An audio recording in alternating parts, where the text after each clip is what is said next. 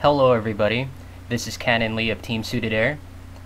Today I will be giving just a tiny little taste of what goes on in our hand history review sessions. Let's go ahead and roll this hand out. This hand was played at a 150 euro heads up sit and go by PokerStar671, and I believe he's going to open this button for a raise. Yeah, I like his sizing. It's a min raise, it doesn't inflate the pot.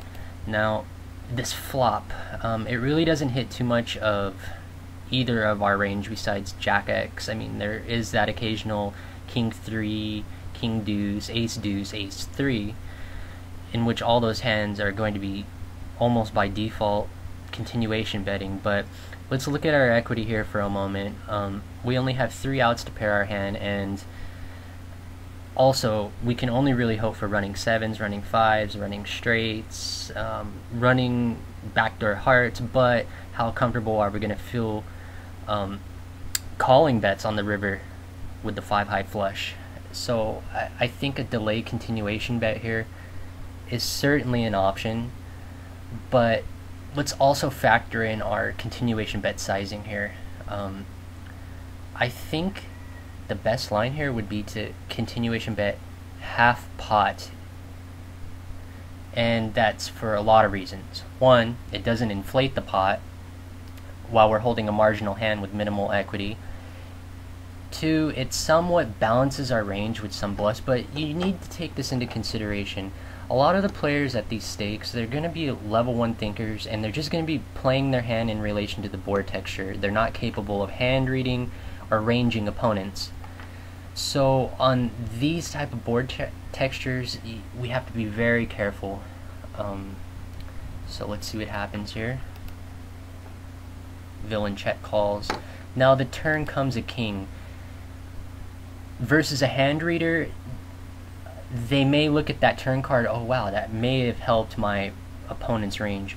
But let's look at how this could have helped the opponent's range, or rather money for me to be. He could easily be floating us with a lot of king highs on this board texture, because again, they're just going to be playing their hand in relation to the board, level 1 thinker, and they're going to be like, oh okay, my king high's good, let's go ahead and see if I can hit it. And I did on the turn. It's just an example.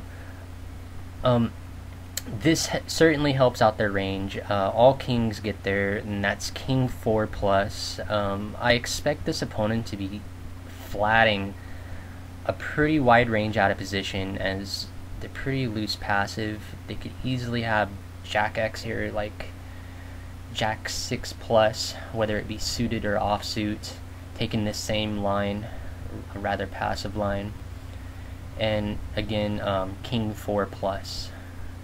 And we could maybe try to 3-barrel this board, but versus this player, I certainly wouldn't want to be doing that.